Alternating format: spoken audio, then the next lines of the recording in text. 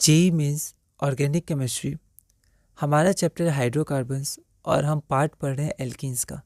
उसमें हम पढ़ रहे हैं स्ट्रक्चर्स एंड आइसोमेरिज्म। अगला क्वेश्चन है क्वेश्चन नंबर 30। यहाँ पर हमारे पास दो स्टेटमेंट है, स्टेटमेंट 1 और स्टेटमेंट 2। स्टेटमेंट 1 दिया हुआ है the presence of weaker pi bonds make alkenes less stable then alkenes, और यहाँ स्टेटमेंट 2 दिया है the strength of double bond is greater than that of carbon carbon single bond. यह क्वेश्चन 2022 में आया था। आपके पास 4 ऑप्शंस हैं। एक बार आप इस क्वेश्चन को ट्राई करिए, फिर हम लोग आगे बढ़ते हैं। तो अगर आप पहले इसको 1 और 2 को पढ़िएगा तो हो सकता है आपको लगे कि ये दोनों तो ऑपोजिट बातें हैं, कि जब पाई बॉन्ड वीकर है तो उसका स्ट्रेंथ ज़्यादा कैसे हो सकता है डबल बॉन्ड का, क्योंकि pi bond double bond triple bond. लेकिन अगर आप इसको ध्यान से देखिएगा तो इसमें हम लोग कुछ और भी समझ सकते हैं। ठीक है, इसको पहले हम लोग थोड़ा पढ़ते हैं, है ना। तो हर क्वेश्चन को आप अच्छे से पढ़ के एनालाइज करिएगा। हो सकता है पहले बार आपको लगे कि ये आंसर होगा, पर हो सकता है जब आप उसको थोड़ा और अच्छे से एनालाइज करें तो आंसर अलग आ सकता है। जैसे the presence of weaker pi bonds make alkenes less stable then alkenes. अब हमें ये तो पता है कि अल्कीन्स लेस स्टेबल होते हैं अल्कीन्स के, क्योंकि उनके पास पाई बॉन्ड होता है, इलेक्ट्रॉन डेंसिटी ज़्यादा होता है, जिसके कारण वो रिएक्ट करते हैं, ठीक है, इलेक्ट्रोफाइल से। तो ये तो सही है कि वीकर पाई बॉन्ड्स के कारण वो लेस स्टेबल होते हैं, ठीक है, वो रिएक्ट ज़्यादा करना चाहते हैं, तो हम देखते हैं कि उनका रिएक्शन बहुत होता है। तो पहला स्टेटमेंट तो आपका सही है। दूसरा स्टेटमेंट है कि the strength of the double bond is greater than that of the single bond. तो ये भी स्टेटमेंट सही है, क्योंकि हमें पता है कि जो बॉन्ड स्ट्रेंथ होता है वो सबसे ज़्यादा ट्रिपल बॉन्ड का होता है, फिर डबल बॉन्ड का और फिर सिंगल बॉन्ड का, है ना। अब इनका होता क्यों है ज़्यादा स्ट्रेंथ, क्योंकि इनके पास एक तो सिग्मा रहता ही है, पर साथ में पाई भी रहता है, और पाई हमारा बॉन्डिंग इलेक्ट्रॉन्स से होता है, मतलब जो इलेक्ट्रॉन शेयर करते हैं।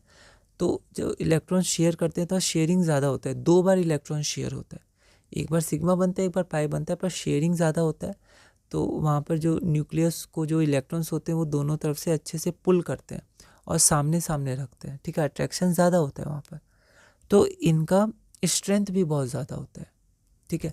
लेकिन वो जो पाई बॉन्ड होता है वो वीकर होता है एज़ कम्पेयर्ड, तो इसलिए वो रिएक्शन ज़्यादा करते हैं, क्योंकि इलेक्ट्रॉन डेंसिटी ज़्यादा होती है, ठीक है। इसलिए जब उनको रिएक्शन करने का मौका मिलता है तो वो रिएक्शन ज़रूर कर लेते हैं। लेकिन ऐसे देखें तो सिग्मा बॉन्ड और सिग्मा पाई, मतलब मल्टीपल बॉन्ड्स, डबल बॉन्ड, इनमें स्ट्रेंथ ज़्यादा होता है, ठीक है। हम लोग यहाँ देखते हैं double bonds are stronger and shorter than single bonds, ठीक है। तो ये आप ध्यान रखिएगा कि ट्रिपल बॉन्ड का स्ट्रेंथ सबसे ज़्यादा, उससे कम डबल बॉन्ड का और सबसे कम सिंगल बॉन्ड का। Double bonds are stronger and shorter than single bonds because they have 2 pairs of bonding electrons. तो उसमें शेयरिंग ज़्यादा होता है, ठीक है, उसमें 2 पेयरिंग होता है, ठीक है।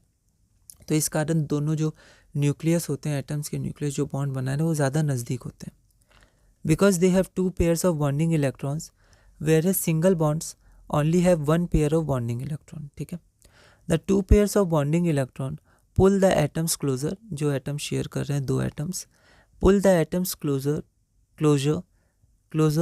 creating shorter and stronger bond lengths, ठीक है। तो उनका बॉन्ड लेंथ शॉर्टर होता है, ठीक है, और स्ट्रॉन्गर बॉन्ड्स होते हैं, ठीक है। तो यहाँ आप लिख सकते थे shorter bond lengths and stronger bonds, ठीक है। तो ऐसे भी आप लिख सकते हैं इसको, क्योंकि बॉन्ड लेंथ क्या होता है, कम होता है, ठीक है, और स्ट्रॉन्गर होता है बॉन्ड, है ना। तो इसलिए ये दोनों सही है आपका। Statement 1 and 2 both are correct. तो पहले में हो सकता है एक नज़र में आपको लगे ये दोनों क्या है, ऑपोजिट बातें बोल रहे हैं, पर ऐसा नहीं है। जब उनको मौका मिलेगा तो ज़रूर रिएक्ट करेंगे, क्योंकि वो वीकर पाई बॉन्ड्स होते हैं, ठीक है, तो अनस्टेबल होते हैं, है ना। सिंगल बॉन्ड सबसे ज़्यादा स्टेबल होता है क्योंकि रिएक्ट नहीं करता है। पर अगर ऐसे सिर्फ डबल बॉन्ड और सिंगल बॉन्ड की स्ट्रेंथ देखा जाए तो डबल बॉन्ड ज़्यादा स्ट्रांग होते हैं, ठीक है। अगला क्वेश्चन है question number 31। Which of the following molecules does not show stereo isomerism, ठीक है। तो देखिए हर क्वेश्चन को आप ध्यान से पढ़िएगा, ठीक है, एक एक वर्ड को ध्यान से पढ़िएगा, ठीक है, क्योंकि कई बार कुछ लैंग्वेज क्वेश्चंस होते हैं। लैंग्वेज क्वेश्चंस मतलब कि उनके जो क्वेश्चंस का लैंग्वेज होता है, जैसे ये लैंग्वेज है, इसका जो क्वेश्चन का लैंग्वेज है वो मतलब हो सकता है पहला नज़र में हम एक उसका पर्टिकुलर मीनिंग खुद से मान के आगे बढ़ें, ठीक है, पर बाद में जब हो सकता है आंसर गलत हो, फिर हम दोबारा उस लैंग्वेज को पढ़े, क्वेश्चन को पढ़े, तब हमें ध्यान आए कि नहीं ये तो सही लिखा हुआ था। हमने यही मान के आगे बढ़ लिया।